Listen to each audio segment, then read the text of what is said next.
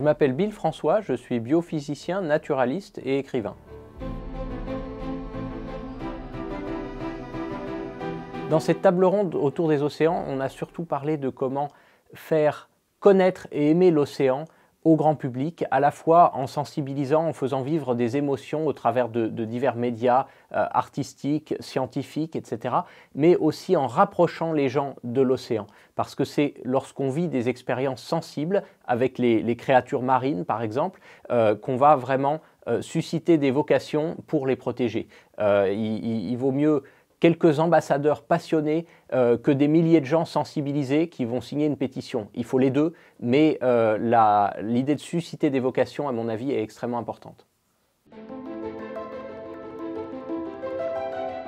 Une idée importante, c'est de se rappeler que tout n'est pas perdu, que l'océan est encore aujourd'hui un espace plein de vie. On a trop de gens qui nous disent la Méditerranée n'est qu'une poubelle parce qu'ils ne sont pas allés voir ce qu'il y avait à l'intérieur. Et s'ils savaient, eh bien, ils ne paieraient pas des voyages à l'autre bout du monde pour aller voir des baleines, par exemple. On a au large de la Côte d'Azur le meilleur endroit au monde pour observer des baleines. Et je dis des baleines, mais c'est vrai aussi pour les cachalots. C'est un excellent spot aussi pour voir des raies mantas, des tortues de mer, des choses totalement insoupçonnées par le grand public.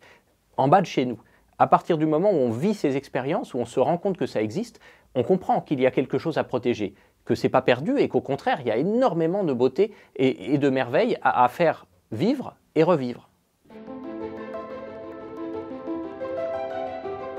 À travers l'écriture, j'espère à la fois sensibiliser, c'est-à-dire apporter cette petite influence, cette petite tendance auprès du grand public, que les idées de préservation de l'océan s'infiltrent dans le débat public, mais surtout susciter des vocations. Pour que des gens se disent « tiens, je vais aller plonger, je vais aller en bateau observer les animaux marins » et que peut-être parmi ces personnes, ça lancera quelques futurs passionnés de demain. Nous savons, et maintenant, que faisons-nous? Déjà, il faut continuer à savoir, à en apprendre toujours plus. Typiquement, on ne connaît que 10% des espèces marines dans l'océan. Donc, pour arriver à avoir une idée de toute cette biomasse, de tout cet écosystème incroyable, il va falloir le connaître de plus en plus. Ça aide à mieux le protéger. Mais surtout, il faut passer du savoir, de la sensibilisation à l'action. C'est pas tout de savoir ce qui se passe, de se sentir même concerné. Ce qu'il faut, c'est agir sur le terrain. Le terrain à la fois légal, de la politique, des cours de justice, des décideurs, et puis le terrain sur place, au quotidien, dans la nature, dans les vraies situations. Parce que clairement, nos ennemis, les lobbies industriels, de la surpêche, de l'agro-industrie, etc., eux, non seulement ils vont essayer de semer le doute sur le savoir, mais ils vont surtout mettre la plupart de leur budget, non pas dans de la sensibilisation, mais dans du lobbying, c'est-à-dire de l'action. Il faut faire la même chose, il faut se battre sur ce terrain-là.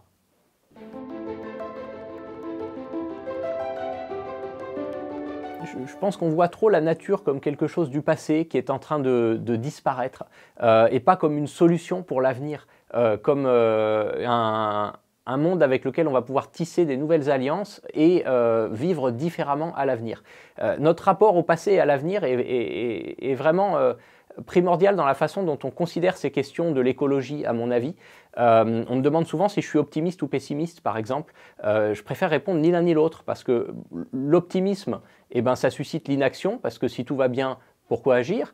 Le pessimisme, ça suscite soit la peur, qui est anxiogène et qui bloque, donc aussi de l'inaction, soit le rejet des combats écologiques, parce que les anti-écologistes considèrent que les écolos voient tout en noir, sont des rabat-joie, etc.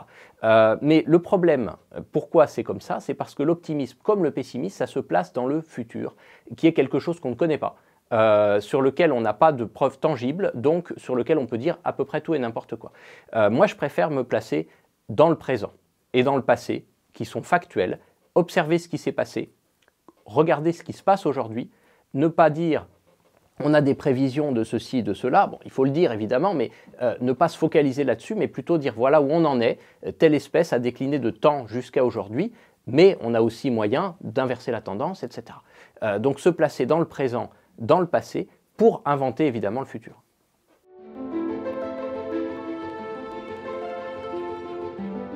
Il y a énormément de grands enjeux dont il faut toujours parler, le défi du siècle du réchauffement climatique, la lutte contre la surexploitation des océans, de la surpêche. Mais du coup, je vais profiter de cette petite fenêtre qui m'est donnée pour parler d'un enjeu un petit peu moins médiatique, celui de la préservation des poissons migrateurs. Donc ce sont des animaux qui migrent typiquement entre la mer et les eaux douces ou au sein des eaux douces sur des grands axes fluviaux. Et ils sont absolument terriblement menacés partout dans le monde aujourd'hui à cause principalement des barrages, donc de l'aménagement des cours d'eau qui bloquent les migrations de ces poissons. C'est des poissons comme les saumons qui ont nourri l'Europe entière. On est aujourd'hui à Paris. À la base, Paris, c'est un campement de pêcheurs d'anguilles et de saumons, de poissons migrateurs.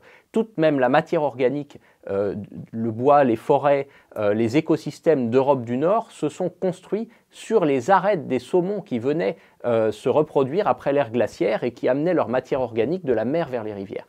Ces animaux qui migrent comme ça, qui passent entre deux mondes, de l'océan à l'eau douce et inversement, non seulement nourrissent toutes sortes d'écosystèmes, mais ont aussi un poids culturel très important et nourrissent beaucoup d'humains. Alors nous, en France, on le voit pas forcément, mais dans le delta du Mékong ou dans les régions de l'Amazonie, c'est des millions et des millions de personnes qui dépendent directement des bonnes populations de ces poissons-là. Donc c'est un sujet qui est pas très connu, mais sur lequel on peut agir, y compris devant notre porte, parce qu'on a des rivières à poissons migrateurs qui sont en train d'être complètement détruites rien qu'en France, et sur lequel il est assez facile d'agir en fait. Donc c'est pour ça aussi que c'est bien parfois d'avoir des défis qui ne sont pas trop compliqués à réaliser. Faire sauter un barrage, techniquement on sait faire. Politiquement, c'est une autre question.